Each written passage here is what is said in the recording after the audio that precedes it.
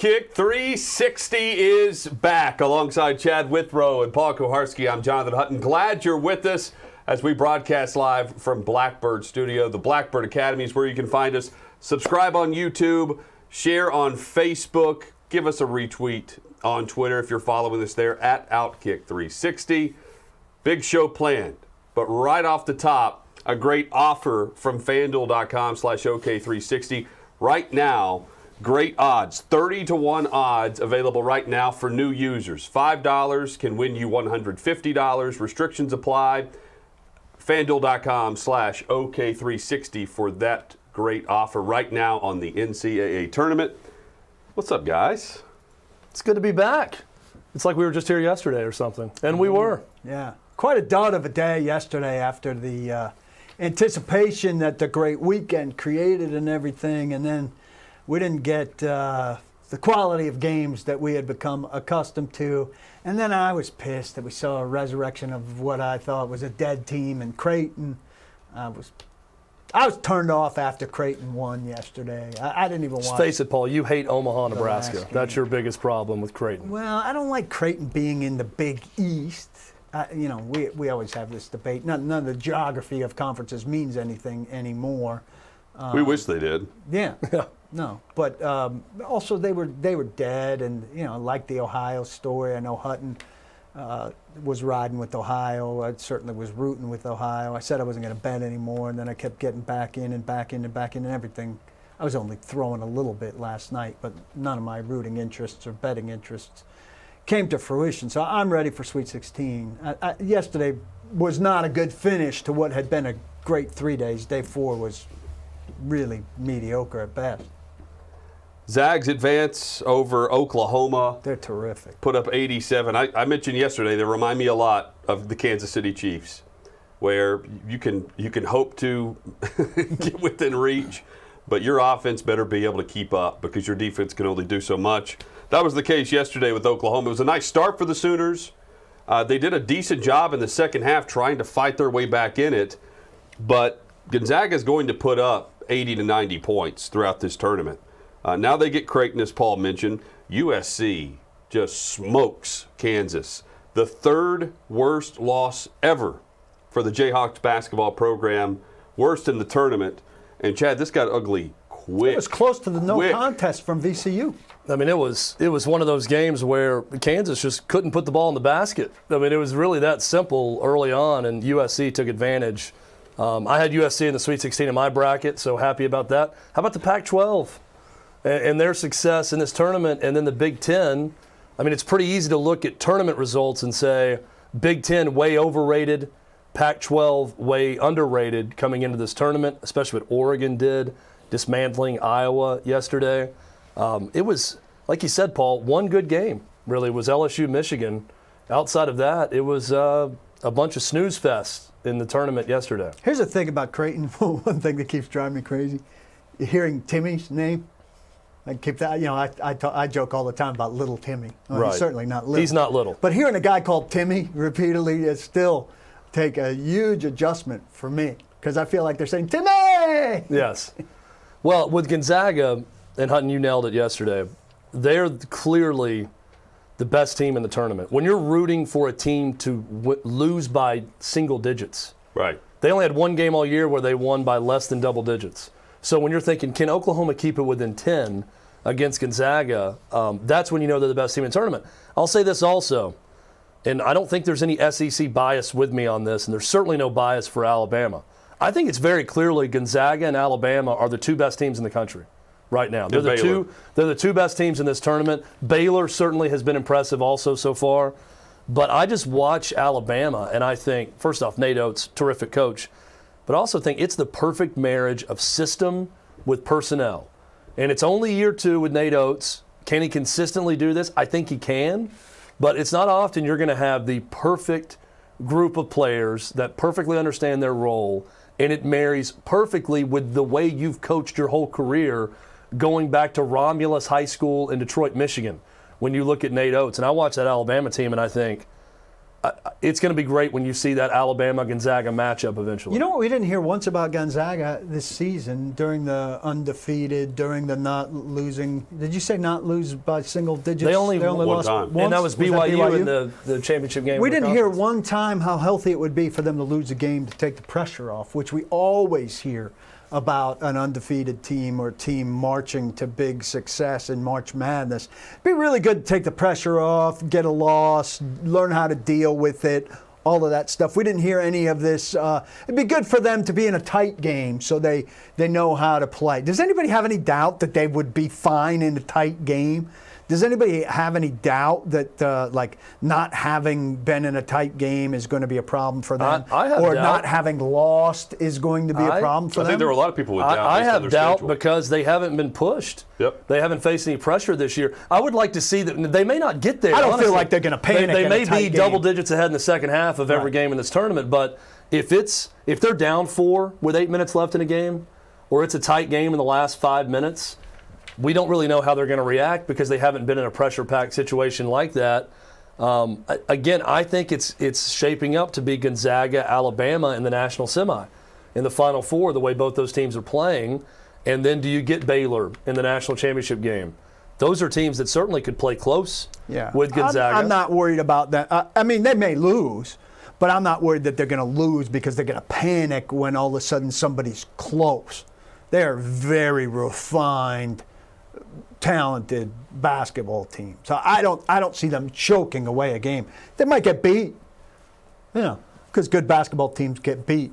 But I don't think they're going to get beat out of a crumble situation. I think, though, whenever you have a team that it is clear that it's theirs to lose, we would all agree this is Gonzaga's tournament Absolutely. to lose and national championship to lose. It is also easy in that respect to say the pressure's on them, and it is. So when that pressure legitimately is on them in a game, how do they respond? I'm with you. I think they'll respond fine. I see no evidence of a team that's going to crack under that pressure, but this is theirs to lose. I think of UNLV, that year they were undefeated and lost to Duke in the national semi. I think it was 1991, maybe. They were going for back-to-back. They won in 90, came back in 91. They were undefeated. They lose in the semi. And they ended up getting beat, I think, pretty handily in that game, but that was one of those teams that you knew it was theirs to lose. The thought was, with this group of players, with this team, it's on them. So when that happens, does the pressure get to Gonzaga? I don't think so. I hope not. I want them to win this tournament, but it's definitely something to watch. The Pac-12 run, Chad, you mentioned, what can this run do for that conference? How important is a tournament run for the Pac-12? We're focused on what the Big Ten has done and what they have not done through this tournament, where Michigan remains. But the Pac-12, they have 9 wins in 10 games. They have 7 wins by double digits. They have 4 teams in the Sweet 16. And they've won 7 games by double digits, including their 12 seed and their 11 seed, with UCLA advancing. UCLA now gets Alabama, who we're discussing as one of the top teams of the tournament. The other one's Oregon. Oregon, who didn't play in the first round because of the no contest, no sign of that yesterday, as they cruise in their game. And Iowa was one of those teams that felt like the whole world was high on, right? Iowa was one of the teams that a lot of people felt like could be a breakthrough team in the tournament. That didn't. No, put up Luka much of a Garza threat. coming back and. Yeah. and he they- had He was 36. great post game, by the way. And their strategy seemed to be let him have his and make sure nobody else gets theirs.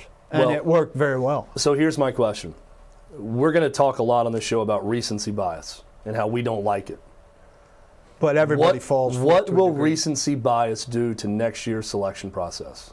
Nothing. Will it take a spot or two away from the Big Ten? Will it add a spot or two to the Pac-12? I don't want it to do either of those don't things. think And it here's will. why. Next year, we're going to have a legitimate non-conference schedule, Right. non-pandemic. So these conferences are going to have a chance to schedule big in the non-conference and prove their worth leading up to the start of conference play in January. If you do that, that's how you're going to know who the good conferences are. How does the SEC perform in non-conference? How does the Big Ten? How does the Pac-12? How do they schedule? Are they scheduling tough enough? Those things that we'll know. But I always see things like this, and the Big Ten's overrated and the Pac-12's underrated. And I think, please, for the love of God, don't come back next year now. And let's not start the season with some forced narrative that, well, the Pac-12 got screwed out of a couple bids a year ago because they were undervalued, and the Big Ten got way too many. Let's not do that, because next year we're going to have an actual non-conference season to watch. Well, the other thing, too, no matter what we sit here and say right now, the selection committee, the 10 members that make up that group, they can say all they want about how much basketball they watch in a year. They're watching more East Coast basketball. Yep. That's just how it goes. So the recency bias is going to be in February and March of 2022. It's not going to be in 2021, March now of the tournament and how things were seeded now. It's going to be what happened leading into the conference tournament and the selection Sunday next year. That's where the recency bias will play in. I also think this year, whether it was a Big Ten, Pac-12, whoever, the conference that had several very good teams, and I think it's completely reasonable to say the Big Ten had several very good teams. Michigan was very good. Illinois was very good. Ohio State was very good through the regular season. Yes. That you were going to lean towards that conference because the rest of the teams in that conference, when you're judging teams mostly on conference schedule, played those teams.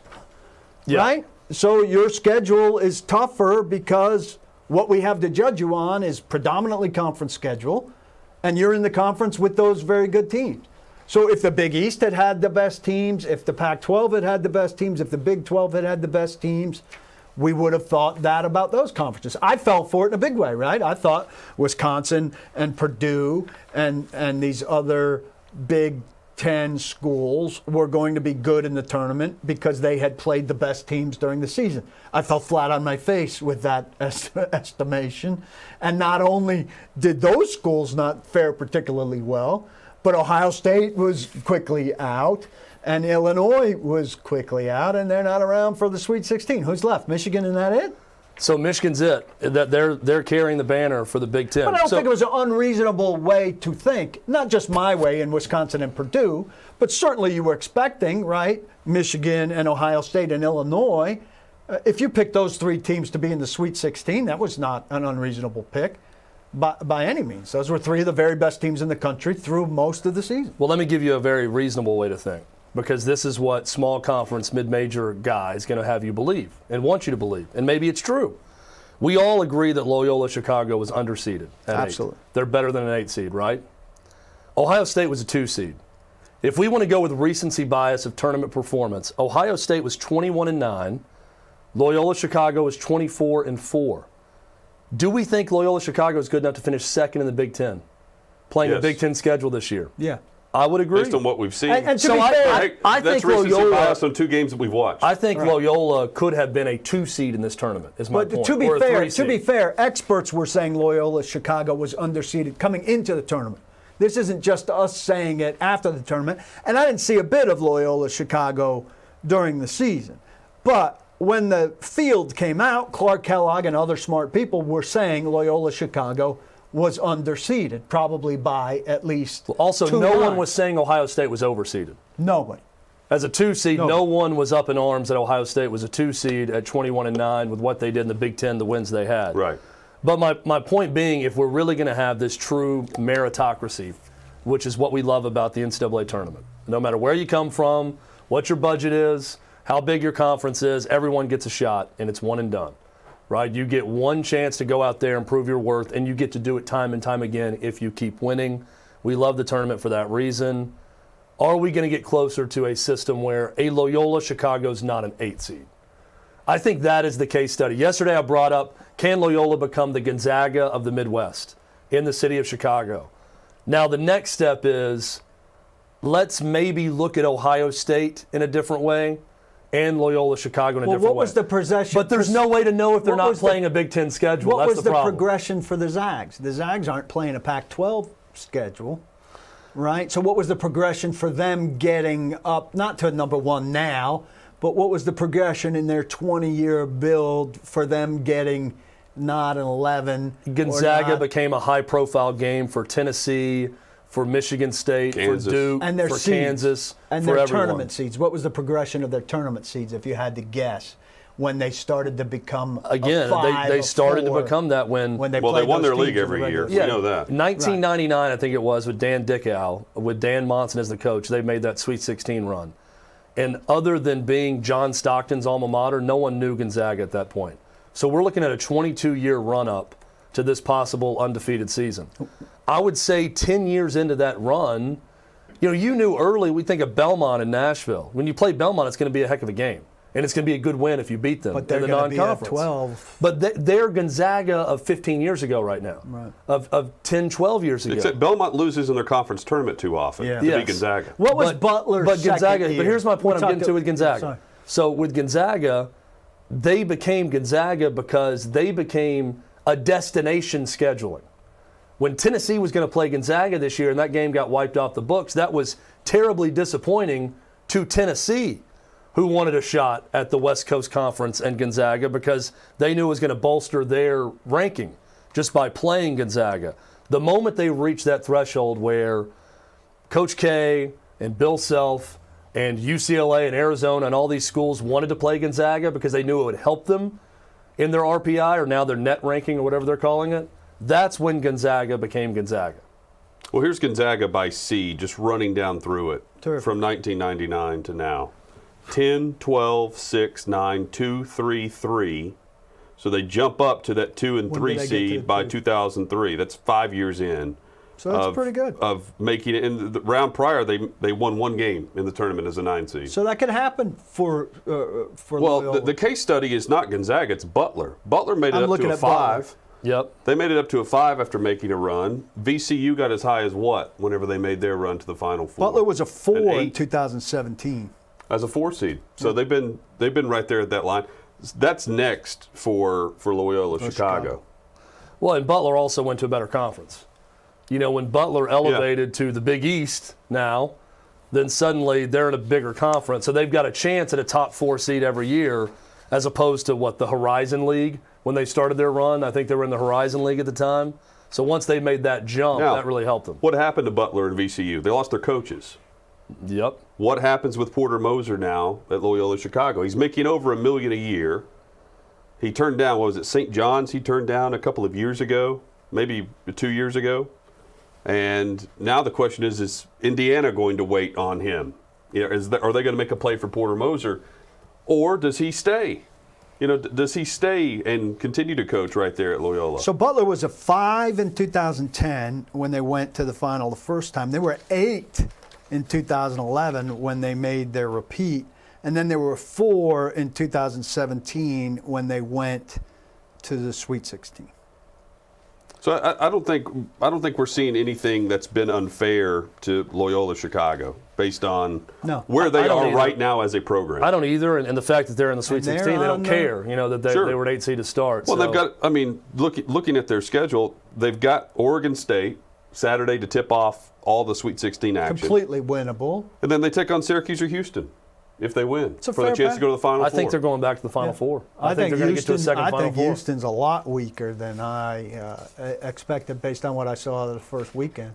But Hutton, you hit on something. Syracuse is a problem, conceivably. Let's say they That'd get be to a a very second Final interesting game. Four. I'd What like to happens see with that. Porter Moser? Does Porter Moser say no Right. to Indiana, he Mark whoever's Few? coming?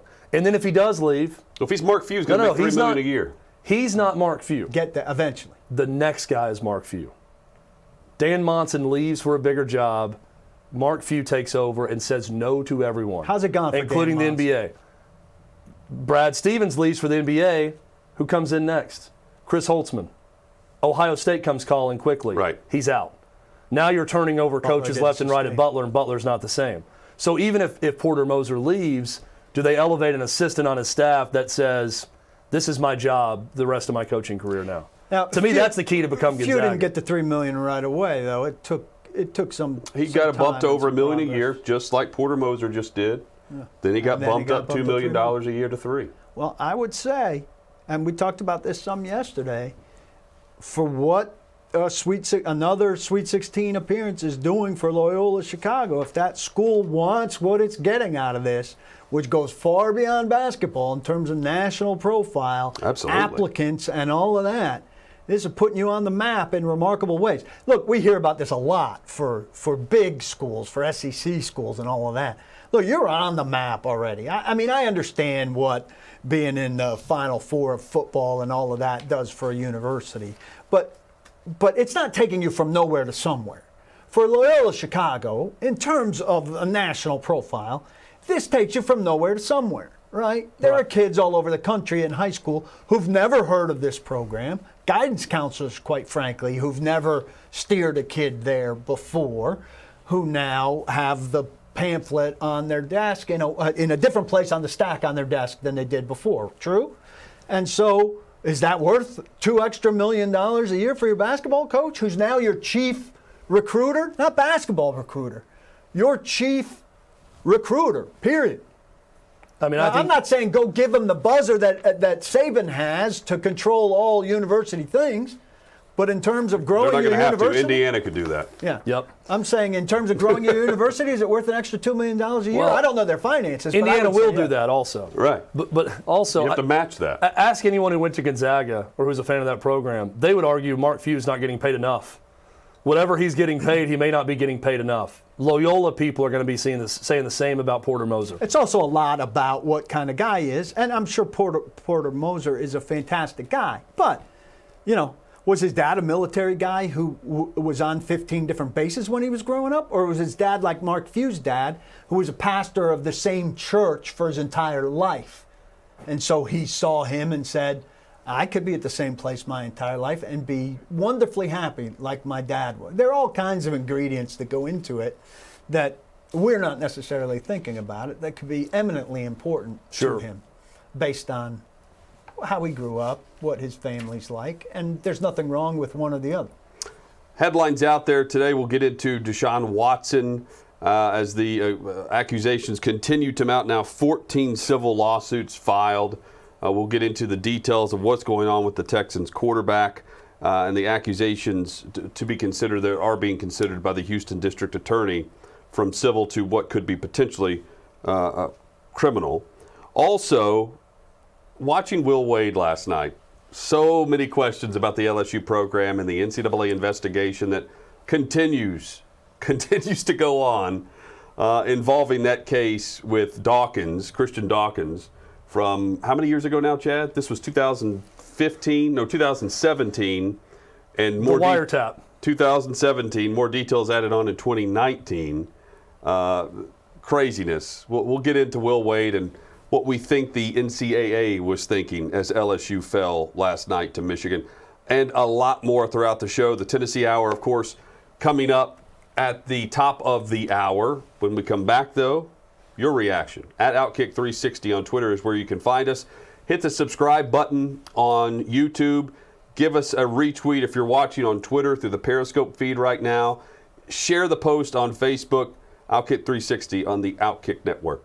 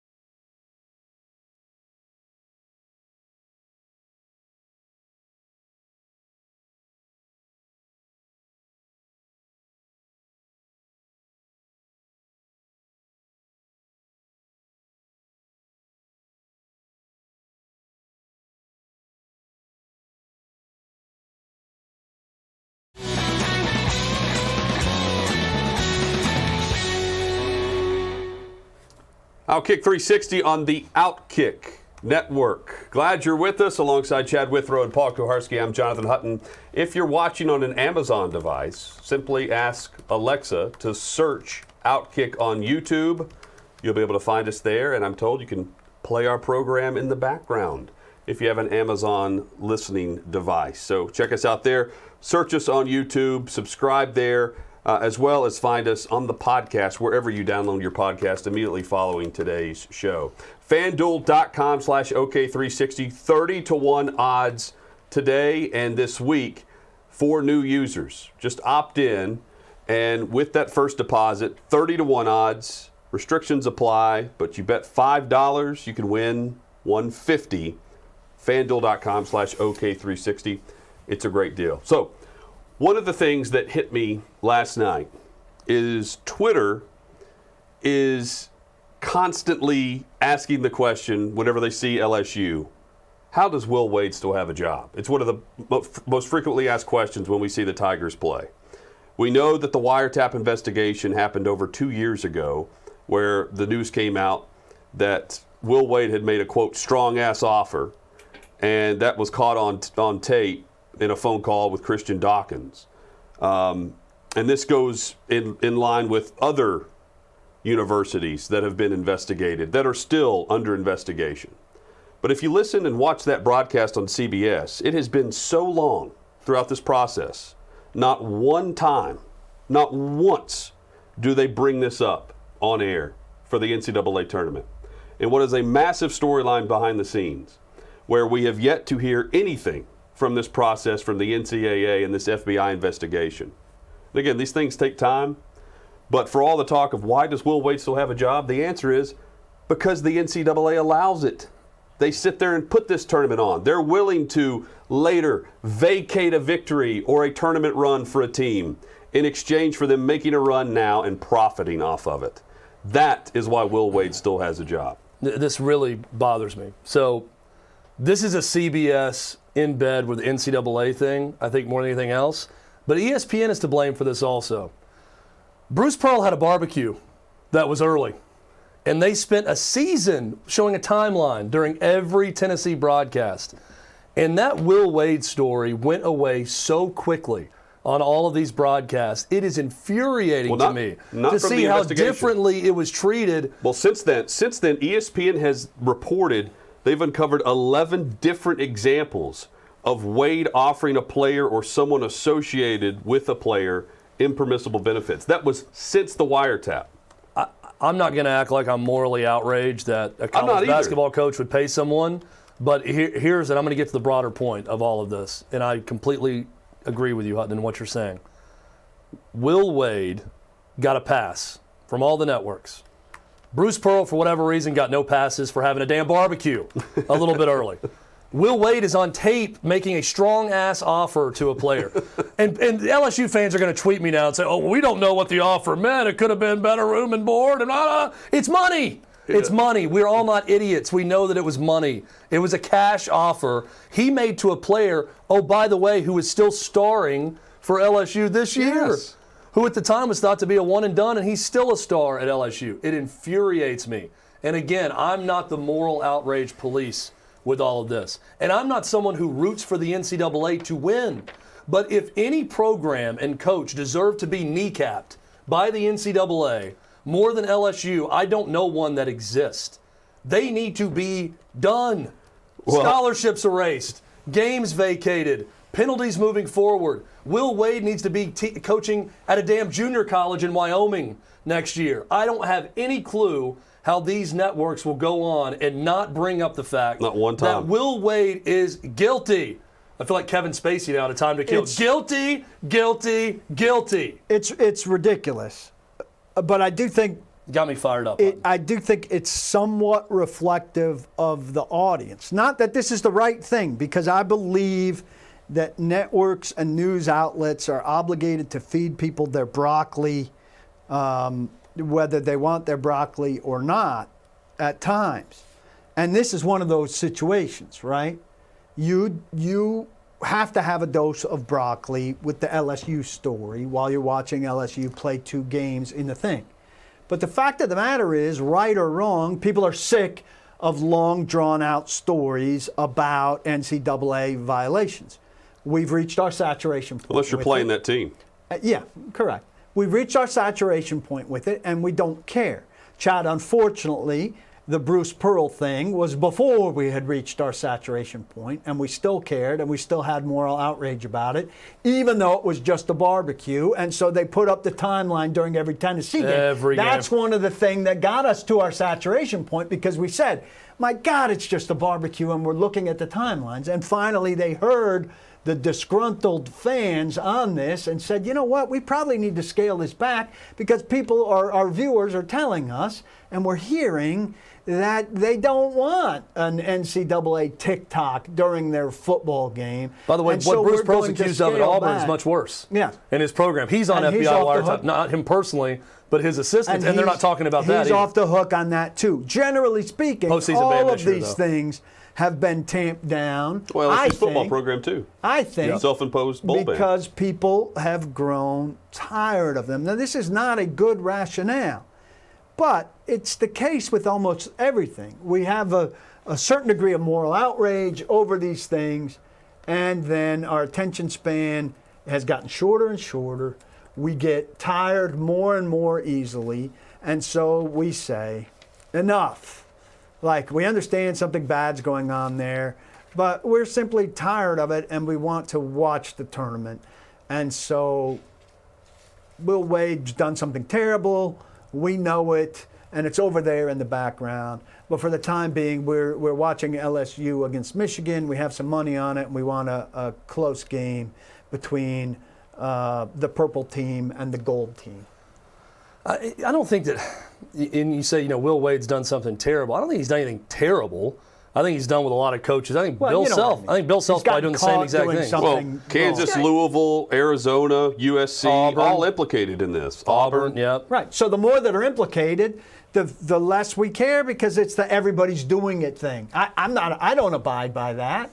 But I think most people have come to accept it to a degree, right? College football players get paid. We all know that. The difference is the parties have agreed to accept it until the FBI comes back with their results, and they can fire him with cause. Remember, Will Wade refused to meet with LSU, and so they suspended him. Yeah. And then they came to an agreement. They came to an agreement. Okay, we're going to reinstate you as long as you agree not to sue us if we fire you with cause because of level 1 or level 2 infractions.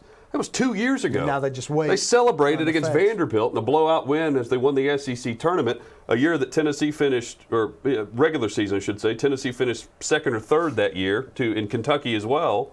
And you have LSU, and again, they're not the only school doing it, but it's just like, yeah, let's just continue to do this until we're found guilty. And then once it's guilty, and I agree with them, all of these wins, all of this will be remembered as victories. This goes down in the pocketbook as a victory for the basketball program and for the NCAA, who profits billions off of this. CBS profits tons off of this. Meanwhile, they want to trot this out there like they're big and bad, and they're going against the grain, saying we're going to put a stop to this, when they honestly really don't want to. If they did, this wouldn't be allowed to happen. I agree. And one of the big issues here and this is a problem with virtually everything. Like, I understand due process and being thorough and all of that stuff, but the timetables on these things never have any sense of urgency. Like, give me an end date. Give me a day that you determined to get this finished by so you can clean things up. So there aren't a bunch of results on the books that ultimately don't count. That's where LSU takes advantage of that. Absolutely. They know it's going to be a 6 or 7 year process, so they're going to run up in as many wins as possible. In 6 or 7 wins with this great roster that they bought. Some of these kids will they're going to keep doing that as long long as they can. We're going to have our first on-air sneeze here with all the allergies and pollen going on, by the way, which it's will a be moment great. we've all been waiting for. I almost had one yesterday. Allergies are real today. I fought it off. Can you fight it off? It's happening. Can he fight it off? My eyes will get red. Question. My eyes will get red throughout the show because I'm fighting off a sneeze. I'm going to do my best to fight it off. But it's a calculated risk, right? So if you're Will Wade, you're going to come in and say, and LSU, we'll let the NCAA go 7 or 8 years till they come down with a ruling, and we're going to win as much as possible now. My issue is this, though. Those guys are long gone. We all understand that, there are shortcuts taken. and you live in the gray in college sports, and rules are going to be bent. My problem, though, is when you're outright just laughing at the rules and you're competing against schools that may get gray with the rules just like you do, but at least act interested in abiding by the rules and take it seriously when caught red-handed. That's not a level playing field, right? If everyone reacted like Tennessee reacted to allegations, then you would say, well, they're throwing the book at themselves, so everyone should do that. Or if they reacted like LSU reacted and said, we don't care about the NCAA, they have no authority, and went about their business and their lives, well, then everyone should react that way, and there should be no NCAA. I just have a problem when there's this disparate response to both. One's caught doing something, another's caught doing something. This program decides to fire their coaches, self-report to the NCAA, self-impose bans. Hell, LSU even put a bowl ban on this season. Right. Granted, when they sucked, they decided to put that ban in. Auburn did the same thing, but yet on basketball, we're just going to let this guy coach and win games in the tournament.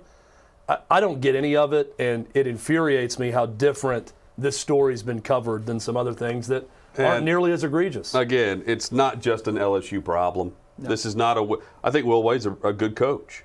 I thought they played too much of an NBA style in some sets last night, especially down the stretch, where they just spread it out, give it to their two best players, and try to attack the rim. My favorite. But and I thought they were out executed by Michigan. But they're not the only program that's done it. They have now shown us the way. They've shown us that if you just deny, and come to a compromise as a university and a program and a coach, as long as you're willing to do it the dirty way and go win, the NCAA is going to take their time, and so will the FBI. This is an FBI investigation. Christian Dawkins is out on appeal. He was sentenced to a year in federal prison, and he's out on appeal right now, still working as a sports agent. Parlay Sports is the name of his company. So, this is still going on, and meanwhile, CBS, ESPN, just refuses to mention anything about it, and our Twitter timeline is filled with it from SEC fans galore. How does Will Wade still have a job? The answer is because the NCAA allows it to go on, and they will profit off of it. And LSU knows how to game it perfectly, like you said. They're perfectly I don't even know that they know. I mean, they clearly didn't know how to game it well enough to not get caught by the FBI. Yeah. So they were talking about things over the phone they shouldn't have been talking about. But at this stage, they know how to. They just don't. They don't care. Yeah. That's the difference. Is they're taking the approach of, come at us, come get us, see what you can do. They're daring the NCAA to do something, and the NCAA is going to take another 4 years before they decide anything, because they want everything done with the FBI and all. They want someone else to do the work for them, then they come in later. Again, just look at that compared to Tennessee, where Tennessee did all the work for the NCAA. They invited them in and said, we've got investigators. We're paying $1 million you want cheese on that burger? to lawyers. You want to have someone in on a Zoom call? You can ask your question afterward. We're going to get it all out there and hand it over to you. It's two completely different ways to look at it. But at the end of all of this, if both are treated the same or close to the same by the NCAA needs to be eradicated. There's no need in ever listening or abiding by what they say again. And if I'm the University of Tennessee, I'm going to the NCAA and saying, guess what? That was your last shot to know anything about us. We're not inviting you in on anything. If we're doing anything, you're going to be the last to know about it. There's no incentive. Because that's the message. What's the incentive what's the lesson? Be forthright? If you've got two kids and you give one kid a Reese's cup every time they act up and you slap the other kid on the hand when they do something right, what's the lesson going to be when those kids grow up? What's going to be the lesson when those kids grow up and have college basketball programs? The lesson's going to be, I get rewarded by playing outside the rules. That's the NCAA's predicament here. How they handle LSU and how they handle Tennessee in football is going to show a lot about what they want to be moving forward. They have a chance to give Tennessee a pass. Tennessee can impose their own punishment. Make it a bowl ban, make it whatever, and move on, because they did it all the right way. And they got a chance to hammer LSU for doing it all the wrong way. What are they going to do? Here's my guess. It's going to be about the same. They're going to penalize both programs the same, and the message is going to be all off. What they've done, I think, to all of us is they've angered us not because of the violation, but because of the hypocrisy, the expectation of the hypocritical nature of the NCAA and how they go about handling these things. And what happened in the meantime at Arizona? Like the other thing is, like, I don't know what's got a bow on it and a conclusion and what doesn't. Well, they were just Arizona just a handful of months ago, Chad, handed their notice from the NCAA on the findings of discovery or their notification or whatever it was. Yeah, and Sean Miller's the other one that, is people are asking the question, this guy still has a job also, along with Will Wade, with some of the things that he's been accused of in this investigation. I think the NCAA, with the help of the FBI, when you draw these things out, when there's ultimately a conclusion, it's not as big a story, right? Because we lose our focus and our attention. Hutton, we're bringing this back up because, in large part, the network hasn't talked about it because it hasn't been brought up. So the longer it goes, the more it fades, the less attention it gets, and the scandal is minimized. So it was just, I said months ago, the story I pulled up was the level 1 charges were coming in a few weeks. This was from 2 months ago. And then on March 5th is when the NCAA handed down 5 level 1 charges against Arizona. And none of us remembers that. Was that a big story? Now, we were off the air at that time. Right. We probably would have come across it and talked about it during the course of a long show, but that wasn't there was no big splash about that, right? But at the time when Arizona did those things, it was a big deal. So what happens in all that time? Fades, right? Well, and there was a lot of talk last night on social media about, the second half officiating was rough on LSU, and, maybe the NCAA wasn't going to allow LSU to beat Michigan and continue on.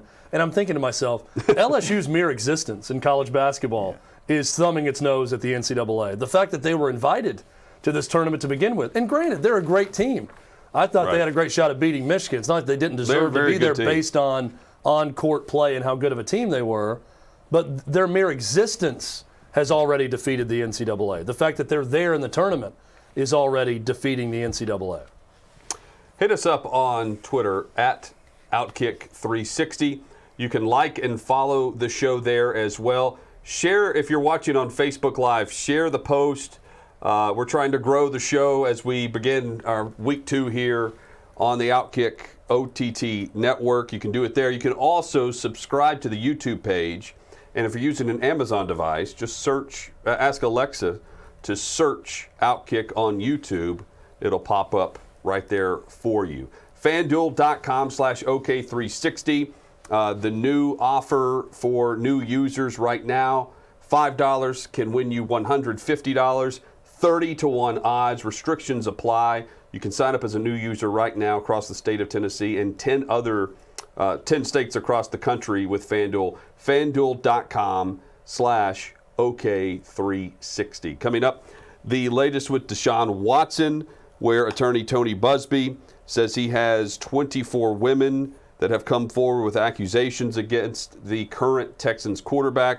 14 civil lawsuits have now been filed. The details coming up on OutKick 360.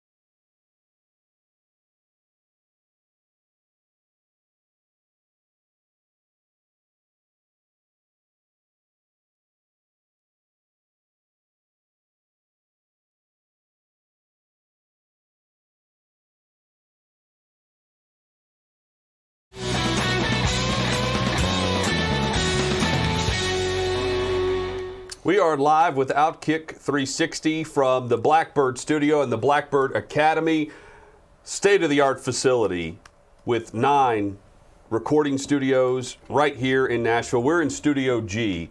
There's over 14,000 square feet of rehearsal space here, plus a state-of-the-art academy. If you are a student wanting to get into the business, if you love audio, studio production, audio engineering, if you want to be on the road, on tour, they can help you. TheBlackbirdAcademy.com, the website for more on information on how to enroll and everything that Blackbird here in Nashville has to offer with John McBride and his wonderful state-of-the-art staff. Glad everyone's with us today. If you're watching on YouTube, Facebook, Twitter, like and share the feed. If you're listening in Knoxville, appreciate Fan Run Radio being on board with us. Fox Sports Knoxville as our first affiliate for OutKick 360. Had our first night last night in Knoxville on Fox Sports Knoxville. So big thanks to those guys. Great feedback there as well. 14 civil lawsuits have now been filed through attorney Tony Busby for Texans quarterback Deshaun Watson for sexual assault. Really no good way to segue from our radio affiliate to this story, but you did a magnificent job doing so. Well, so just roll right into it. As this continues to mount, there's now, according to Busby, 24 women in total have come forward with accusations. And of those 24, 14 civil lawsuits have been filed. He was presenting this to the Houston District Attorney, who can then take it in front of a grand jury where an indictment could happen. That has not happened yet. But guys, as this continues to be a daily story where the numbers continue to mount, the number of women continue to come forward, it's hard to see where this ends with Deshaun Watson playing as normal in the NFL. No, and this 14th accuser calls him, quote unquote, a serial predator. I mean, as we've said, this escalates and escalates and escalates, and I think the more people that come forward, the more freeing it is for other people who have allegations, the more freeing it is for them to come forward feeling safety in numbers. The league can effectively set you aside. What's the term I'm looking for? They have a special term for what they've done with some of these people, but they put you on a kind of the commissioner's suspended list. Yeah, the commissioner's exempt list. And that's where they've put some of these people, I think dating back to Ray Rice, as the commissioner's taken on this extra power. I would expect that's where he's got to land. The thing is, there's nowhere for him to be right now. And he was already intending not to show up to OTAs, and we don't know if OTAs are going to happen in person, if they're going to be virtual. But I would think you unplug his Zoom, even if he were going to be there, and all of a sudden now he's going to want to be there when previously he had no interest in being there, because maybe he's going to want to force some action. He should be sitting back and disappearing. That's what he's done recently. Yeah, well, but he's also, he came out vehemently and denied it. Rusty Hardin when says the first he's going to say allegation came something out this week. Is he still going to say something this week, or?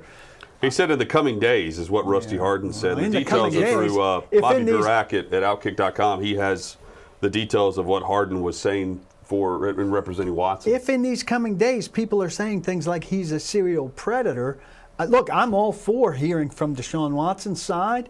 Typically in these legal situations, you do not hear from that person. It's not to their benefit generally to defend themselves publicly. It's to their benefit to be quiet and wait for the legal process to play out to some degree before they're heard from. I expect him on the commissioner's exempt list. I expect his football career to go into deep freeze, and for what was going to be the biggest football story to become the biggest legal story. It's already there. And I don't know what happened. It's also, I would expect whatever statement is made to be very short and to the point through his lawyer. And basically denial. It's something like, we look forward to our day in court and clearing our client's name or clearing my name. He'll issue a statement. There's not going to be, the way that initial press release read and that statement was, it's like he's going to meet with the media. He's going to stand up and hold a press conference and talk about everything and defend his name. That's not happening. especially now with 14 women. And we discussed this story a day after the first allegation, and then a couple of others were trickling in at that point. And it's one thing in the beginning when it's he said, she said, and Deshaun Watson is strongly denying anything and claiming this is a money grab. There was a 6-figure settlement that was attempted by the lawyer. Busby was asked about it when he spoke, and he would not address it. He just said, we contacted his attorney a month and a half ago. So I'm sure that a settlement was discussed at that point. I bet Deshaun Watson's probably looking back thinking now, I wish I would have gone with that settlement, because this is probably something where he could have given. There's pretty small sums that a lot of these victims are asking for in this. This could have been something that, through his attorney, they settled quickly, and this never reached the light of day with this story. But now, guys, it's one thing when it's he said, she said, and Deshaun Watson has this great reputation amongst players in the league, media, everyone who's ever known him or coached him. Great reputation, never heard anything about this. So it's one thing when it's he said, she said, and that's the case. Now it's 14 she saids versus 1 he said. So if this thing goes to a court, or I don't see it going that far, but if it does, this is a bad situation for Deshaun Watson. There's no way around it now. This is terrible for him. 14 civil cases. Busby's saying 24 women. And we haven't heard this is going to be a criminal case. We haven't heard from. He's turned over the stuff to the Houston authorities. They made no comment on it. Surely they're reviewing that. How it doesn't become a criminal case, I can't imagine it wouldn't become a criminal case. What is being described in many of these instances is clearly criminal behavior. This most recent one with him, absolutely is criminal behavior. I don't understand why it's not a criminal charge first, but it's going to be a criminal charge. I don't understand why it wouldn't be a criminal charge. And he's put himself in a terrible position with terrible criminal behavior if the accusations are true. And there's still, guys, this element that just wants it to be some kind of conspiracy against him. A 14-person conspiracy against the guy in this day and age. If somebody's up to something of that scale, there's no way it's kept a secret. All you have to do is think 2 seconds on all the conspiracy theories out there, and common sense will tell you there's no way to buy into it. The first one that was floated out there was initially was the Houston Texans were doing this in order to keep him. So you're telling me the Houston Texans want to keep a 4-year, $170 million contract? They want their quarterback accused of sexual assault, and they want to keep him on the roster. That's their idea? Or they want their trade commodity devalued before they trade him? Well, the idea was they weren't going to trade him. They wanted to devalue his trade value so he wouldn't demand a trade. That would be then they want a serial predator on their Either one roster. is just plain stupid. It's such a next-level chess allegation that you devalue a trade commodity because you really want to keep him, but in doing so, you're exposing him to possible problems from the NFL. Also, it's or the law. It makes no sense. Right. And so the other one that was floated out there was that Busby is friends with the McNairs. He lives in the same subdivision. Massive, not a subdivision. Division. The Max gated division. community, I'm sure. Paul, where we live, this is not the same type of neighborhood. But he said he addressed that. He goes, I don't know, Cal, Sal, whatever his name is, I wouldn't be able to pick him out of a lineup. Is it just because I live on the same road as him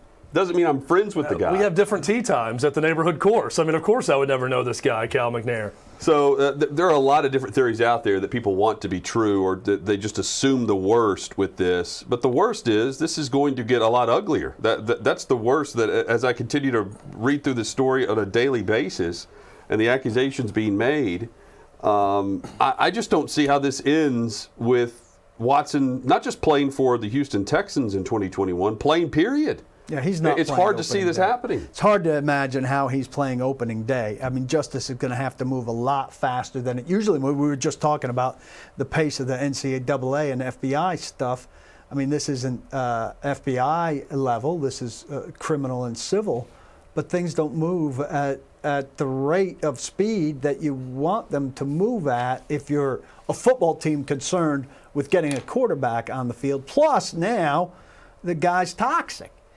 And so, you know, we've seen teams put guys who are toxic on the field. Generally, they're not quarterback, face of the franchise guys, though. And, you know, how do you justify it? You know, Carolina was desperate to get Deshaun Watson. But Carolina's trying to re-win a fan base, rebuild a program under new ownership. If you're David Tepper now, how do you justify acquiring him for what it would cost, still a high price, and then rolling him out as the new face of your franchise with these allegations hanging over his head? And Paul, as you well know, that there have been players and will be players who are accused of things all the time, that have been convicted of crimes that continue to play. So before you hit us up on Twitter, we acknowledge that. Yeah, Antonio Brown's playing it. He's got stuff hanging over his head. This continues to mount, though, to a level I can't recall. Like I don't recall 14 individual women accusing an NFL quarterback of something like this in the past. No. It's unprecedented. I mean, there's no way that he's not suffering some sort of, again, legal stuff aside, some sort of season-long suspension. I mean, it's going to be bad. Let's talk about this on a different level. I think we've all done something, not on any level like this, but even as a kid, like when you did something that you were scared of your parents finding out about, where you had trouble falling asleep, or you woke up thinking, oh, bleep, mom and dad is today the day that I get burned for this?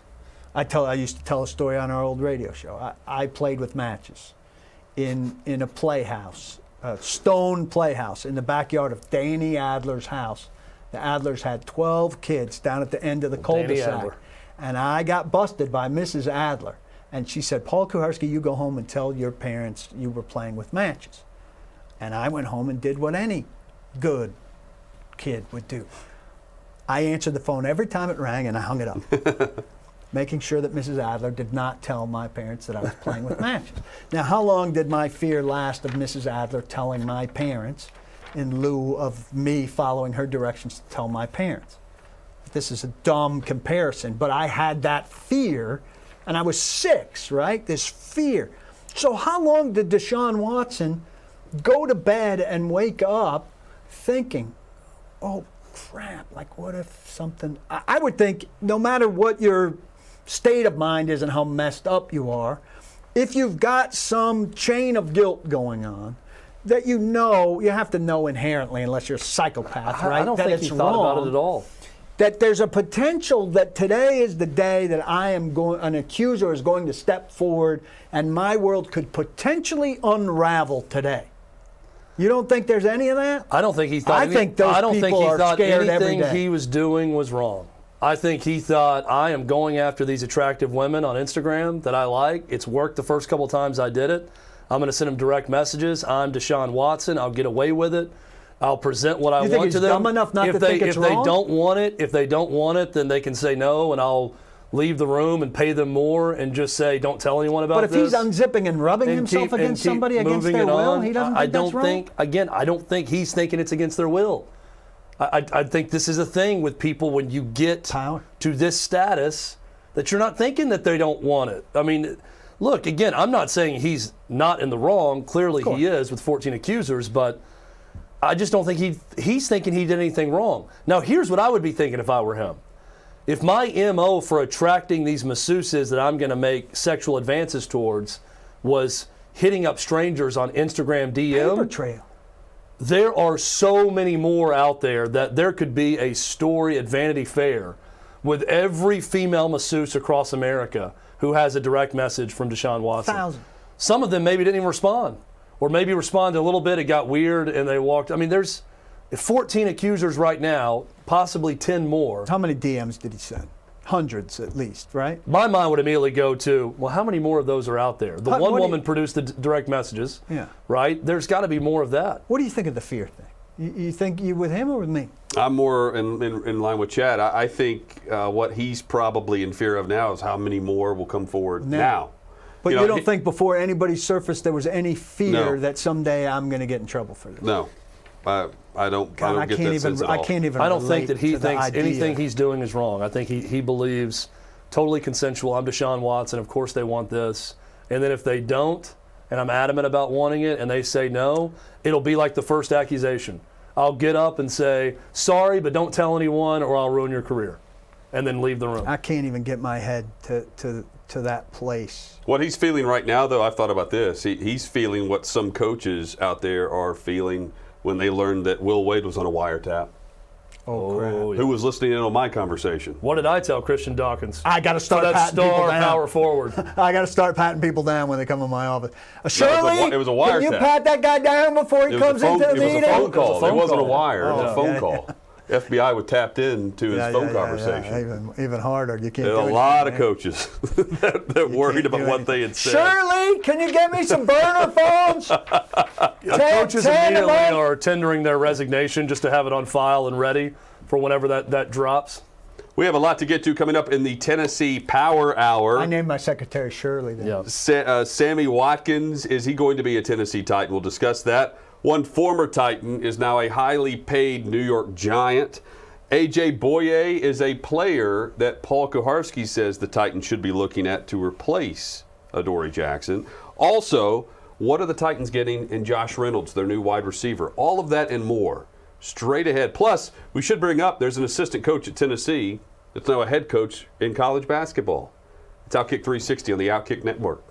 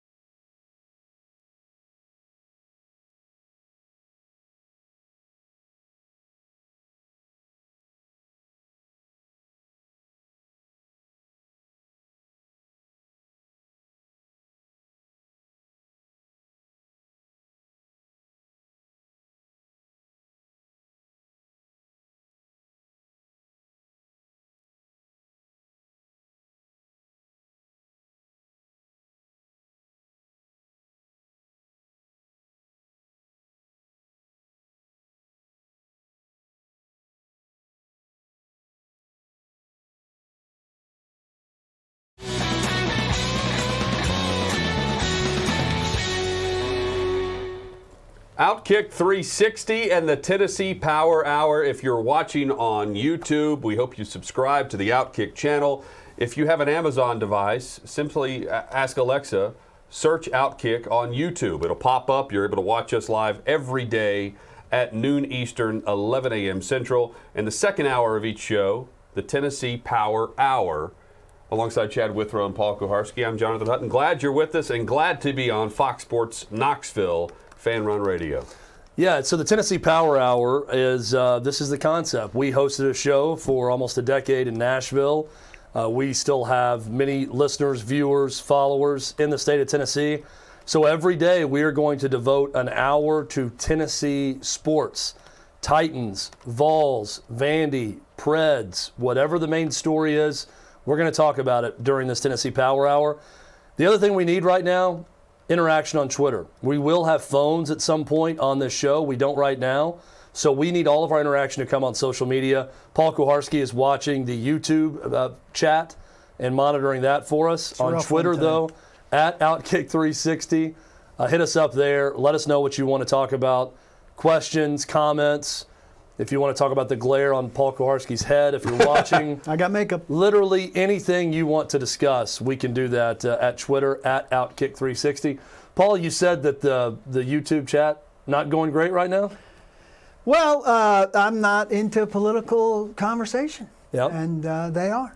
So I'll let them do what they are insistent upon doing, but I am not. You're backing away. You're officially backing away. I'm not going to participate if that's your cup of tea. We got a lot of good things to discuss here, so I will be fully engaged here and not so fully engaged there. Big thanks to everyone that's tuned in. If you're watching on YouTube, on Facebook, which we're sharing again through our feed, if you're able to share that feed for us, retweet the feed, we'd certainly appreciate that. Kim English is now the head coach at George Mason.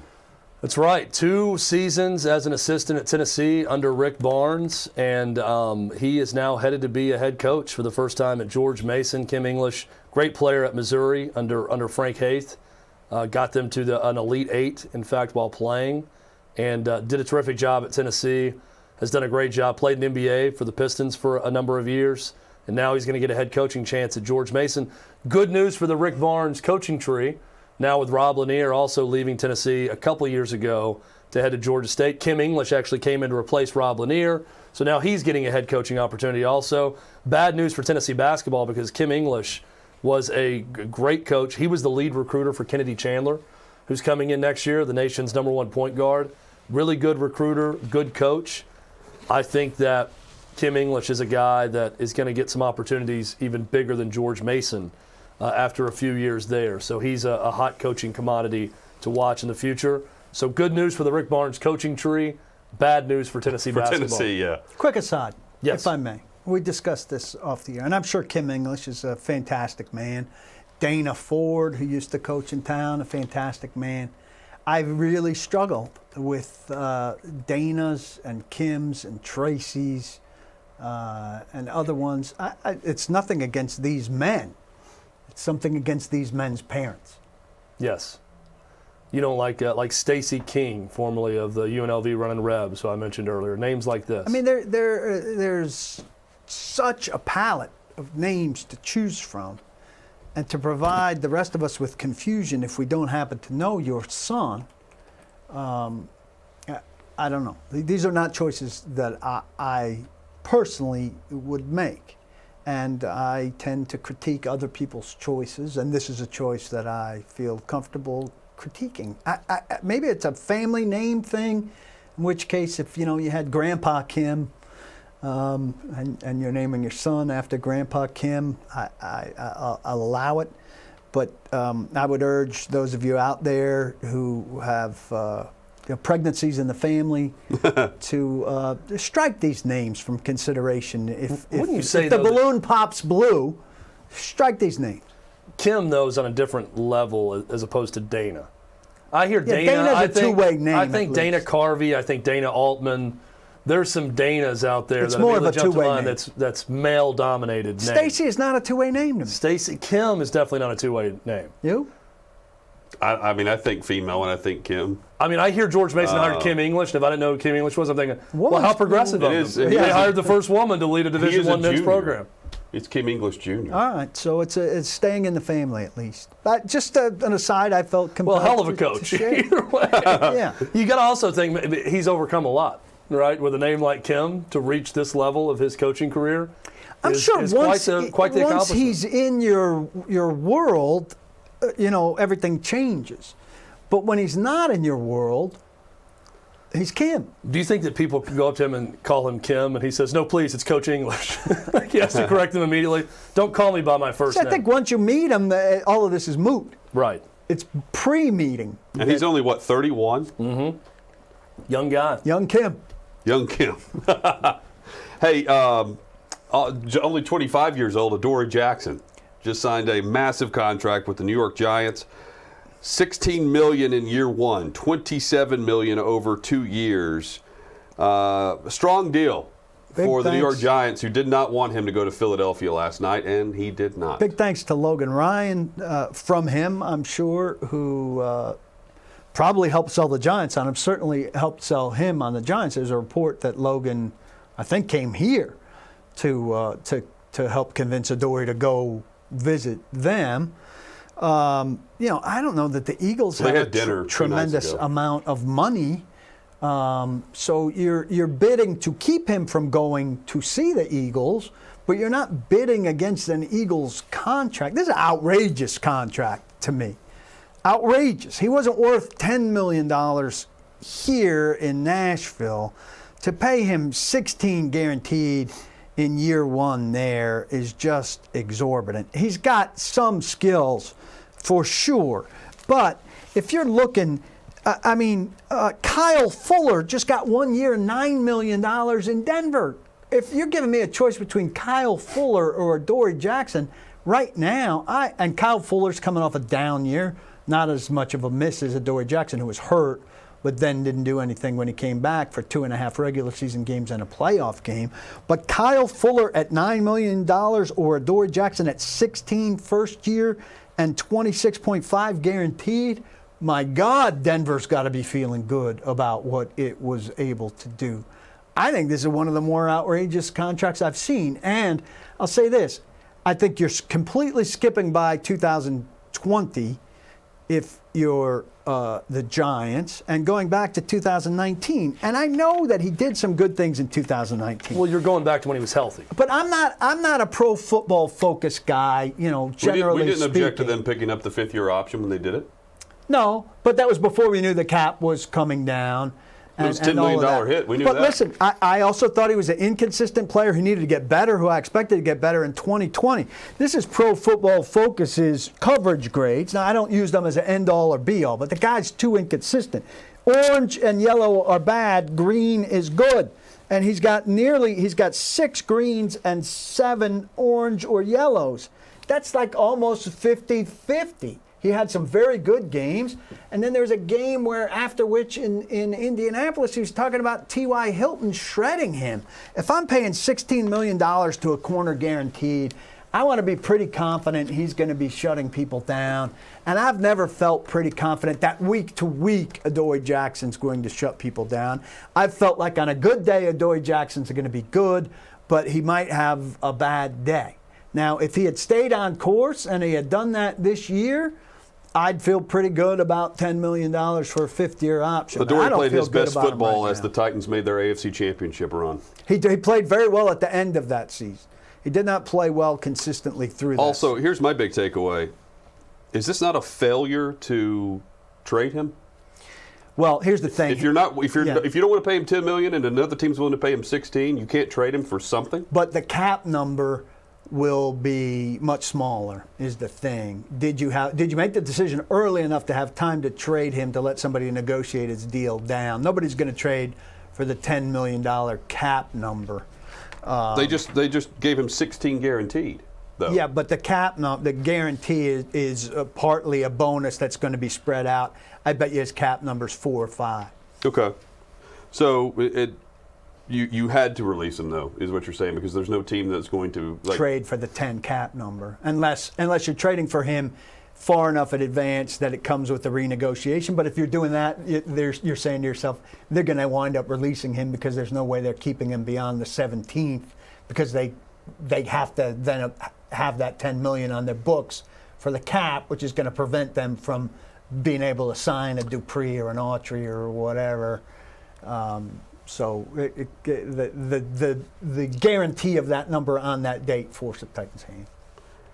Just opportunity missed, I think, if you're willing to part ways with him after the season. A part of it, too, I'm sure, was the medicals during the year. Yeah. Right? Because he had to be healthy because the 5th year was guaranteed for medical reasons, right? Yeah. If he's unhealthy. He was fine health-wise in order for them to be able to release him. Also, I mean, I'm sure he's passing a physical with the Giants, right? But if that knee acts up a little bit in training camp now, is he going to fight through for the Giants in a way that he seemed reluctant to fight through for the Titans? We talked about this yesterday when you needed him back a little earlier, and the Titans clearly thought he could have gone back a little earlier, and he didn't. Does that change now with the Giants investing in him in this big way? And also, I don't know where you're come down on. He's a happy go easy guy. I used to use that phrase, happy go easy. New York treatment, a whole different deal. When he has one of those, I think they can benefit games, him though. I think because he doesn't get too worked up and he's so even keel and happy-go-lucky, he's not going to get. Yeah, and he's got Logan. I worry more about the guy who's overly anxious or gets overly worked up or offended too quickly in that New York market. And he's got as Logan. Opposed to a guy like Adoree Jackson. He's got Logan to help guide him through some of that stuff, which I think will be good for him. But it's always interesting when you see a guy go from a market like this to a market like that. On the other side, I was talking to somebody yesterday in college. He's that fine. said. Carson, well, USC. He played at USC. He's going to be fine in New York. It's not the same. Carson Wentz. Up next, we debate New York versus LA. Carson Wentz going the same way. Well, USC isn't. USC doesn't get the coverage that an NFL team. Yes, I know what you're saying. Also, Carson Wentz about to go through the other thing, right? Carson Wentz going from Philadelphia, where his every move got bashed, to Indianapolis, where he's not going to get nearly that difficult to treatment. So those are two guys I'd be interested in watching in comparison to each other. Adoree Jackson going from softer to harder, and Carson Wentz going from hardest to softer in terms of media. I have a feeling the corners here in Tennessee are going to be scrutinized fairly heavily now that they lose Malcolm Butler and Adoree Jackson. Well, I agree, but the volume. They're going to face some heat.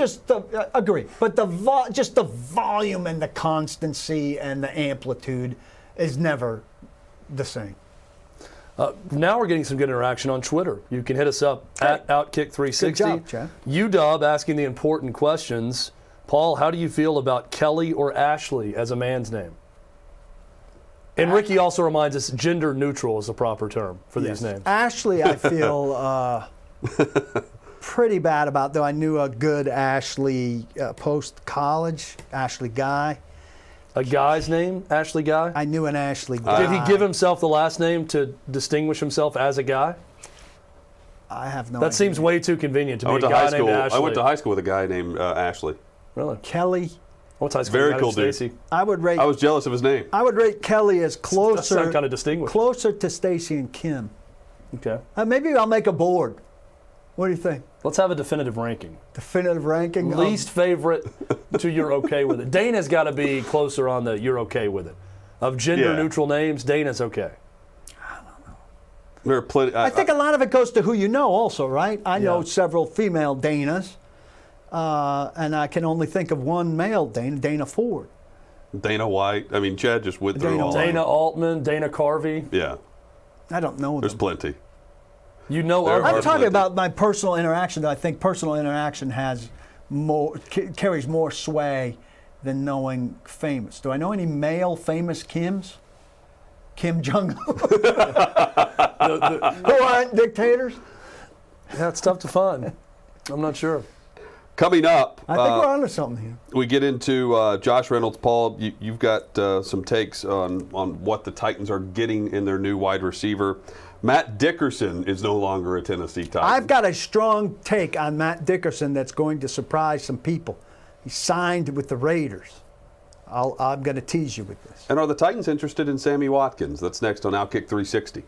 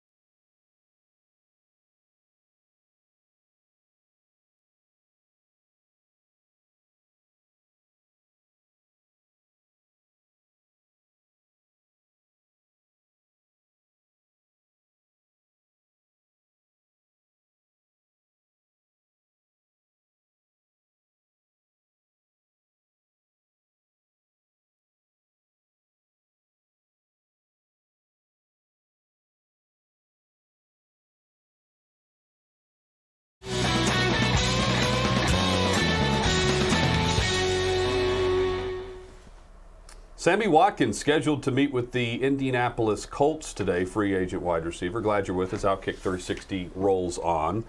From Indianapolis, he's due to go to Baltimore, but Adam Schefter also reported that the Tennessee Titans were among the teams that were interested in the veteran wide receiver. Paul, what have you heard? I'd say thumbs down. Now, it's interesting. Kansas City, Baltimore, Indianapolis, some of the better teams in the AFC. Guy hasn't played a full season since his rookie year in 2014. He missed 26 games in 6 seasons since. And his first 4 seasons, 15.9 yards per reception, a very nice, hearty number, right? Last 3 years since then, down to 12.5. So if you're talking Sammy Watkins, I don't know what you guys are envisioning. I hear his name, I think, well, boom, there's the Speed. lightning bolt of speed that I want. Then I look at that and I think, well, 12.5 yards is very pedestrian receiver number. If I'm getting that guy, I need him to be that guy. And I think that guy is probably 3 years ago guy. Also hurt all the time, and I just don't see bringing in a free agent guy who's got a history of injury. Yeah. So I would think Baltimore really needs pizzazz at wide receiver. Indianapolis, if Hilton's out, Pittman's good, but they don't have a lot after that. I think he's going to find more opportunity than he's going to find with the Titans, who've got A.J. Brown, now Josh Reynolds, who we're going to talk about, an incoming early pick. It'd be nice to have that kind of depth, but I think he's going to demand more money and more opportunity than he would find here, don't you think? I tend to agree with you. That my initial impression was 1-year contract. See what happens and kick the tires before you go out and sign a Josh Reynolds. I was surprised, yeah. That's what I was thinking. Then when the Josh Reynolds signing happened and I saw this paired where the Titans also showed interest or were showing interest, I took that as they kicked the tires to see what it may take, and then now he's taking some visits. I was surprised at how extensive the injuries were and that big drop-off. Both when I went to look up that stuff, I was like, whoa, the injuries were more than I thought, and whoa, that drop-off is bigger than I would have anticipated. So we got a tweet coming in, OutKick 360. Follow us there. This comes from Titans Talk Daily. Jadeveon Clowney would be the perfect mortar for this new Titans front seven. The ability to plug and play on the outside rotationally, standing in 5 or 3 technique. Plug and play. I mean, that's your standard now, plug and play? I mean, the guy made $13 million last year. He played for 8 games. Was he going to make $13 million this year when he re-signs? He's not making anything close to $13 million. But here's the number one reason that this person wants Jadeveon Clowney. His name is Jadeveon Clowney. Well, I will say that Titans Talk Daily went pretty in-depth as to why they want Jadeveon Clowney other than just his name. I like Jadeveon Clowney, the player. I don't like the injury history. He's going to be hurt half the year. He goes on to say he wouldn't have to be the number 1 or even the number 2 guy, which is why he would flourish. But do you think that Jadeveon Clowney is not a guy who's saying, yes, I can go be the 3rd or 4th guy. But Paul, that's where he is now. But Paul, does he want to play football for a paycheck? Because he's not going to get to dictate being the number 1 guy. There's going to be a lot of players like him number this 2 year. or number 3 money anywhere he goes. He's going to shop around. He's going to be a last-minute guy. That's how he works. You think he's going to be on somebody's Zooms starting April 17th? I don't, or 19th, whatever. Well, then he won't play. I mean, if you're not a number 1 guy and you're not the guy you once were, and you're holding out for that money to be that guy, then you're not going to play football. Dude, if I could have Ryan Kerrigan or Jadeveon Clowney right now, I'd take Ryan Kerrigan. You're big on Ryan Kerrigan. Big. You love him. Like him a lot more than Jadeveon Clowney, and I think he'll come way cheap.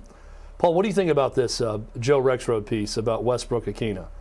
And I also saw where A to Z Sports retweeted it and said that Westbrook-Ikhine is the number 2 receiver for the Titans. Well, I mean, are we assigning the number 2 receiver spot? Like, I don't like. First off, the Rexroad piece was good, but I don't like pieces that lock in the roster right now. I mean, we're miles away from early September when the first game plays. And I don't think he's the number 2 receiver on opening day. I don't like too much hope and projection. So if you're hoping that Westbrook-Ikhine is the number 2 receiver, that's fine. If you're banking on him being the number 2 receiver, that's too far a projection for me for a team that's failed consistently to develop guys like Westbrook-Ikhine at a lot of other positions into roles like that. I think they need to draft a receiver in the first 3 rounds, probably the first 2 rounds, and he's going to be the number 2 receiver. Now, if they bring that guy around as slowly as they've brought around first and second round picks pretty regularly since Vrabel's been here, then Westbrook-Ikhine could be the number 2 receiver on opening day. I don't love it, but I don't understand why we have to make the declaration right now. And that's not what I'm looking for. And yesterday, everybody was saying that Josh Reynolds was the number 2 wide receiver, which also I think is overly ambitious. Well, based on depth, he's there right now. If he's the number 2 receiver, they've got problems whenever camp breaks. This this offense needs a jolt, much like they received from A.J. Brown last year or 2 years ago. 2 years ago in the draft. They need to hit on a player like that again, which Robinson's been able to do. He's shown you in the later rounds he can get players that have a big impact. They like Westbrook-Akina. I like Westbrook-Akina as a guy who's active on game day because he's going to give you special team snaps. He can give you a handful of reps based on personnel packages on offense. Which Josh Reynolds isn't going to give you special teams. Do you like him as the number 2 receiver? No. I don't understand how that could even grow be fathomed into to be it. an option. But also, he's a guy that needs to play in some preseason games and needs to play with Tannehill more and all of that stuff. And he needs to progress. I mean, he made a couple catches last year that were good catches. He caught a fake punt catch that was a contested catch.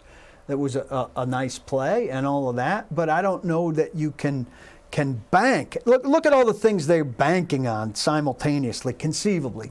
Kendall Lamb to be a right tackle. Right. Ferkser and Swaim to collectively do the job of a number 1 tight end. Fulton to be at least a 2 or a 3. Which, by the way, at corner is impossible. Crookshank. The Ferkser-Swaim thing, Yeah. it's impossible physically. Right. Because they're you've two got to men. put 2 tight ends on the field at that point They're to two equal men. one Jonnu Smith. Crookshank to be the third safety. These are different I know. categories. Rashawn Evans to be better. David Long. Christian Fulton Grow. should be assumed into Yes. that role. Right. Should. Not Westbrook-Akina. Should. Right. Christian but, Fulton should be but, in the starting well, lineup. I agree. But if you put all of this together, it's a lot to bank on simultaneously for a team that has not Where this consistently team- developed guys, especially quickly. They have and to who's hit the on last Fulton. undrafted rookie free agent that turned into something in his second year? They have to hit on Christian Fulton in the secondary based on the moves they've made in the secondary this offseason. They need to hit on Darrington Evans. Darrington Evans, absolutely. I mean, and then this draft. Not an undrafted wide receiver, Nick Westbrook-Akina, is allowed to progress. Take time. And come up within the system and be a nice role player. But he's a role player. And the idea that he's the number 2 receiver that's coming in to give you the production that we expect, I think that's a draft pick now. If Nick Westbrook-Akina becomes the number 2 receiver, it has to be a pleasant surprise. Right. It can't be what you're penning into your depth chart, I think. And I think somebody's working there to kind of ease the blow of what they don't have by offseason hyping somebody up. We've heard this about Khalif Raymond in the past. You also can't miss at all Who just on this signed draft. elsewhere today. I'm sorry, Chad. Khalif Raymond with the Lions. So I love this signing. And I love Matt Dickerson. Here's the segue. I love Matt Dickerson signing with the Raiders. I love Khalif Raymond signing with the Lions, and I want them to do well there. Not for the reason that Titans fans want them to do well, because they're great guys, and gee willikers, I want success. I want them to go there and do well enough to land on the 53-man roster, so there's no way in hell the Tennessee Titans can have them back. I wanted Darren Bates, in hindsight, I wanted Darren Bates to succeed in Houston so that the Titans couldn't fall back into old familiar and bring back a guy who they deemed not good enough to be on their team initially and then went back to. Matt Dickerson didn't do a damn thing here. Nothing. And he did not improve. I mean, maybe improved marginally, but did we ever see Matt Dickerson make a play? No. I'll answer my rhetorical question. We didn't see him do anything, and they kept going back to him and back to him and back to him. And so while I think he's not an NFL player, the Raiders do, and I pray that the Raiders keep him. Keep him, cuddle him, hold him close to your heart, so that Vrabel and Robinson don't at some point say, you know what, we're thin on the defensive line. Old, reliable Matt Dickerson's out there. Let's go get him and bring him back. He's an NFL player. He's an inactive carousel player. Right. Well, get a new inactive He's carousel active player. twice a month. Get an inactive carousel player now who's got a chance at having more of an upside than Matt Dickerson. That might surprise you. Because you've seen 3 years of Matt Dickerson, and you know what Matt Dickerson is at this point. It's time for the next Matt Dickerson. It's time for Paul Pickerson Bring in Paul Pickerson and give him his chance. Bring in G. Willikers. Yes. as Paul said. G. Willikers is great on the outside, from what I hear. Take all the Titan scrubs that Terrific they edge didn't rusher. tender, that they didn't re-sign. Get them on other rosters and let them stick somewhere else, so the Titans are forced to go to alternatives instead of relying on this same pile of bleep. A player that turned the Titans down a few years back was A.J. Boye. I'm not sure if Robinson's gotten over this or not, but he's available. And, Paul, you say the Titans should be taking a look at the veteran corner. Look, he's a reclamation project now, right? He's got a game left on a PED suspension that he A game or two, served, right? One. One. That he I served. love that effort, though. He served most of it. In God really cares. I think it was 4 games. What's I think Hutton's PED stance on this normally? You're pro PEDs, but he's anti-suspension. it's also a sign of a guy, though, who wants to be great, is what I hear. Yeah. That's great. Well, look, they like Will liked Wade him, with a strong-ass and I offer. At think least they he wants to preferred win. him to Malcolm Butler. They lost out on him. Look, the Titans need options at corner. This guy would come for a minimal 1-year deal. If he busts, he busts. If you can turn him into something like you imagined when you were going to sign him 3 years ago when he was coming from Jacksonville, why not take a flyer? I mean, Kevin Johnson's coming, and we all know Kevin Johnson's not very good. Have a reclamation project with A.J. Bouye and see if he can't be something like he was in Jacksonville. He's not going to be the same guy he was in Jacksonville, but he can be better than he's been Or the last Houston. year or two. Yeah, or Houston. But he can be better, I think, than he's been the last year or two. Why not give it a crack? So, what I would be curious on is, okay, do they, if you're the Titans or any NFL team, do you decide, let's make some 1-year offers now ahead of the draft, or do you wait on the draft to then set the market on your needs, wants, and must-haves post-draft going into camp? Because is a player like A.J. Boye or Jarrell Casey, I'm using Casey as an example because Not for here. Not for here, but I think he's in a little group of players that have to decide if they want to play for the money that they earned in year 5 versus year 8 or year 9 of their contract. Yeah. Boye's in that same boat. Do you take a 1-year deal now, or do you wait on the draft? And do the Titans do the opposite? Do they attack veteran free agency for the second or third wave now, or wait on the draft? I tend to think they wait on the draft next month. Yeah, well, and it's a good the way you set it up there. It's kind of a two-way street. If you're the player, do you want to wait and see, or do you want to get signed, and then only to see the Titans, draft an early corner and then a 5th rounder, and then all of a sudden, conceivably, Right. they want those two guys to pan out. And unless you're terrific, you're fighting with Chris Jackson and Breon Borders for a spot pretty far down the depth chart. And so, but you might be right. It might be better for a guy like that to wait. We're still, though, there's some room. And a team like the Titans, particularly with all the needs that they have, I still do think they need to flesh out a couple spots. You want to get to the point where the Titans have always been, in the Robinson regime certainly, and typically have been in their history, where they're not absolutely desperate for something. He's done a nice job Even going in the into the first draft. 2 of that. rounds. Right. Like last year, they had needs, but taking Isaiah Wilson, while that was a huge fail, taking an offensive tackle in the first round was something they could do, even though it didn't feel like a massive need. But they could do it because they could still get the cornerback in the 2nd round. They could still get that change-up running back in the 3rd round. And you never felt like, oh, my God, if they don't get this here, they're dead. Mm-hmm. And if they could do just a little bit more, while corner's still going to be a priority, while receiver's still going to be a priority, while it's still like a young edge rusher, while he's still like a tight end. See, and now I'm getting up there. So if you could get one more of those things, if you could keep the list down to 3, and if they feel like the draft is full enough at those 3 positions that you could address in the first 3 rounds, then there becomes a certain comfort level, right? Like I'm feeling less and less pressure about an edge rusher only because I don't see immediate impact for the edge rusher. I see him as more of a rotational piece who's going to develop.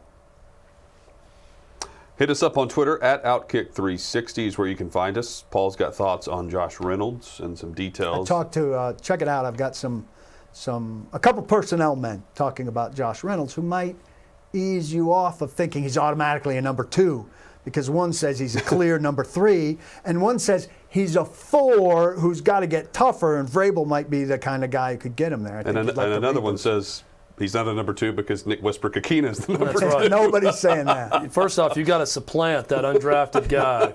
That's going to be big, first and foremost. Tennessee, the Vols need a quarterback. They have no clue who that's going to be. Spring practice starts Thursday. We can discuss that a little bit about the favorite for that job. It's the Tennessee Power Hour on OutKick 360.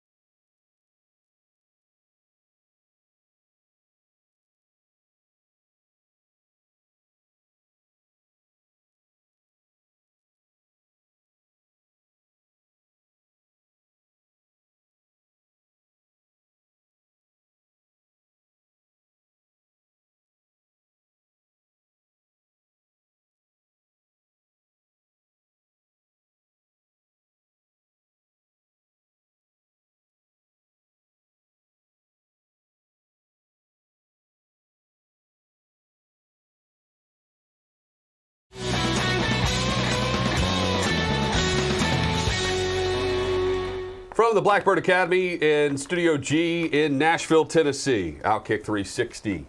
The Tennessee Power Hour alongside Chad Withrow and Paul Kuharski. I'm Jonathan Hutton. Glad you're with us. Huge thanks to David Reed, the chairman of the board, for making the show happen for us each and every day.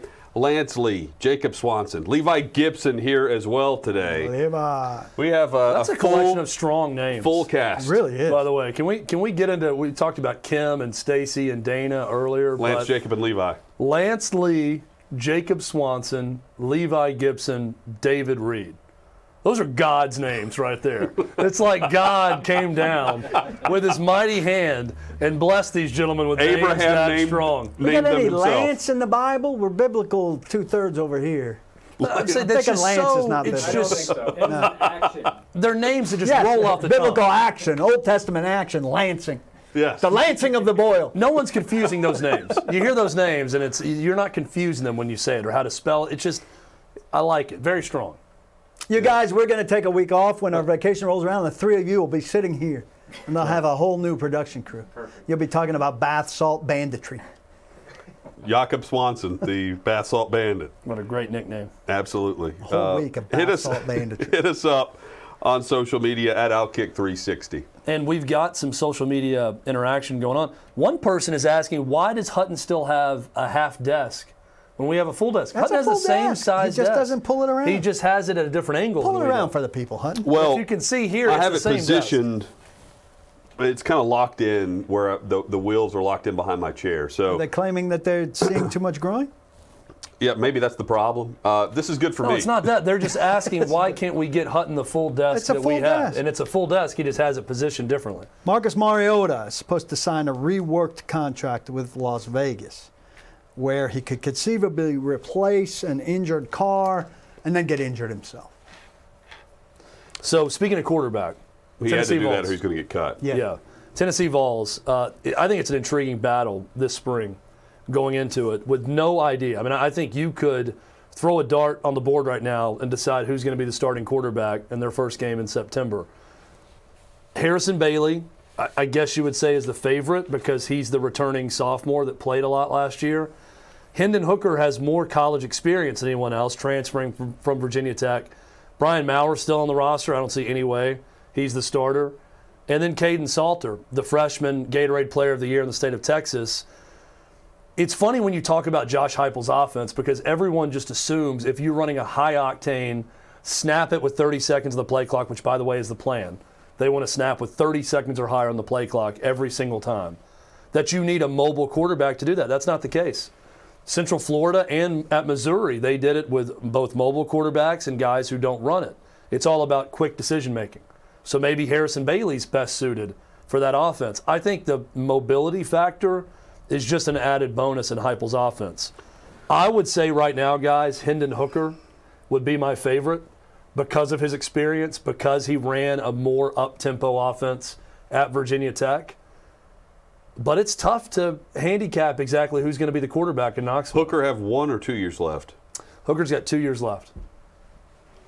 I don't hate that initial idea. Just initially, though, like He's mobile. As you list them, though, Salter's the guy for me. Well, Salter needs to eventually be the guy, right? So I guess you look at it and say, are you sacrificing something this year to get him experience for the future? Well, I'm viewing And how it much as does this year matter? Josh Heupel has this year coming up. First year in Knoxville. Let's just start the clock on the freshman quarterback. Like that. That would be my mentality. Now, he has to be as good as your other options. I'm not trying to tank the season by any means or keep my offense from being as good as it possibly can be. But aren't we just tired of cycling through all these quarterbacks year after year and wondering who the future is going to be with? I understand you've got 2 years left with a veteran quarterback that you hope can come in and run your system, and that Hooker may be the best option. But the talk for the last 16 months has been Caden Salter, not just the last 3 weeks. Well, and a question I'd pose to Tennessee fans is this. You want the best quarterback to start. You don't want to pick a favorite and say, well, we're starting this guy because he's the Texas Player of the Year. No. Players see through that. They know who the best quarterback option is, so you want the best quarterback to start. So then my question would be, who do you prefer to be the starter and the best quarterback? Because if it's Caden Salter on day one, you're losing Hendon Hooker and Harrison Bailey. They're gone off the roster a year after. So then you're completely rebuilding with those next classes. I think it's almost better for Tennessee to have a Hendon Hooker win the job and be a 1 to 2 year starter for Tennessee. Redshirt Caden Salter, keep him happy. Then you could have 3 years with Caden Salter if it worked out that way. Now, again, this is just dream scenario if everything works out perfectly. But bottom line is you got to start the best player. Well, they need to start by having one guy win the job, right? Like none of this back neck and forth neck. and trying to determine who the quarterback's going to be this month. You know, the whole saga just does not work. They need a singular focus around running that offense. Or look, Right? the next thing And I know is- that's the goal. But generally, the thing is, there was a if hesitation you- to name anyone. If you wind up with that thing where you don't want to name anyone, it's because nobody steps forward. Or you're worried about transfers. Yeah, but if you could have a situation where two guys step forward and they're both really good, okay, I'll deal with that problem. I just don't want this thing where, like, the two best guys are both very mediocre. Have a problem where two guys are both playing really well. I think what and Josh Heupel hopefully doesn't run a practice like this, but the idea that you have, wait, man, this guy, he sucked in the game, but man, can he really practice? Great practice. He just didn't practice well in the spring practice, but other than that, behind closed doors, he's been awesome. It's like Matt Dickerson. There's been too much of that, and the hope is you have one guy that climbs the ladder and takes and claims the ring. Ideal scenario for Tennessee is their Ole Miss of 2020. That they come in, Matt Corral. Who's their Matt Corral? You pick a quarterback, you stick with them, they stay healthy, they develop. That would be a dream. You score a ton of points. You're going to give up a bunch of points. You're probably going to get blown out a couple times like Ole Miss, but you might blow out a couple teams. You're going to play someone tough you're not supposed to. You go 6-6 in year one. To me, that's the ideal best case scenario for Tennessee. 6-6, but you make it fun. And it's you fun. have some games where it's fun to watch. And you compete in one of the high-profile games of the year, where you go neck and neck with Alabama or Florida. No defense was played in that game on either side. Right. But partly because Ole Miss was so good that night at quarterback and on offense.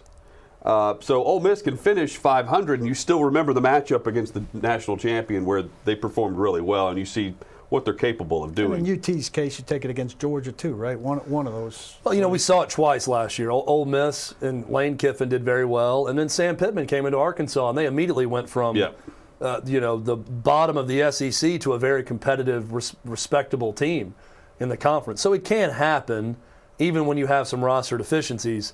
I just don't see any way with all the guys transferring out. Yeah. Henry To'oTo'o is in Knoxville. That's reported by Austin Price and VolQuest. Still no definitive word if he's showing up to practice on Thursday.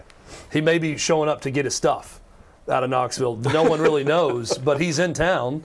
People know that. That would be the biggest early recruit for Josh Heupel if he convinced him to get out of the transfer portal and come back.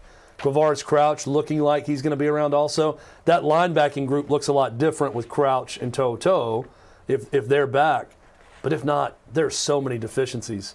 I think the one saving grace for Tennessee this year, they had 4 senior defensive linemen all opt to come back for the extra year of eligibility. I think that helps them a lot. Austin Pope also coming back, healthy as a tight end. They're going to be pretty solid offensive line and defensive line. That's going to help a first-year coach. Outside of that, very thin at linebacker. A lot of unknowns at wide receiver. Some talent there, but a lot of unknowns. Secondary is going to be led by Alontae Taylor, but decent in the secondary, but a lot of question marks. Running back, totally unknown, with both Ty Chandler leaving and Eric Gray. And then quarterback, which we just discussed, which is anyone's job right now. Guys, fun show today. Always fun. Flew by. We live for fun, much like Lane Kiffin. Up-tempo. I was fighting the show's first sneeze again. I even Up-tempo. gave the signal and had them turn the mic off, and I can't get that sneeze. Couldn't hold out for the 90 seconds until we sign off. It was just going to happen. I'm sure it was gonna Sneezes happen. don't discriminate. But it's much like, if somebody says, God bless you or something, if you give the signal to get your mic off, Yeah. you ain't sneezing. I'm glad they read the signal this time. Yesterday there was a lot of confusion about the signal you were Yesterday giving. I followed instructions for what I was told to do, and they were You did baffled. this, and you were supposed to. No, thumbs down means bad. I was told not to thumbs down. I was told to point down. I pointed down, and they. That was. This means mic off. I was told it did. This right but here? then it no longer did. Now I'm right told to go This get means their mic attention, frantically What'd you wave, do get their that? attention, and then I think that would be Throat mic slash. off. Yeah. Tomorrow. still no sneezes. We're almost 2 weeks into this thing. No sneezes. Tomorrow, John McClain on the show. I'll From be the there. Houston Chronicle. I'll Big be time. there. That's a big time gift. He'll for be us. with us at 11:15. Terrific. I'm great. You'll love me. I've said no to every other show in town. Not even in town. I've said I'm over. Nationally. I'm out Watson. I can't talk to Deshaun Watson anymore. I'm not doing any shows nationally, but I will do the OutKick 360 tomorrow. For my boys. Thanks for being with us. Thanks for listening in Knoxville on Fox Sports Knoxville. Check out OutKick the Show with Clay Travis coming up at 4 o'clock Eastern right here on the OutKick Network. For Chad Withrow, Paul Koharski, I'm Jonathan Hutton, the great crew here. Join us tomorrow, OutKick 360 at noon Eastern right here on the OutKick Network. If you can't quite read over my right shoulder, the message is do not block the puck.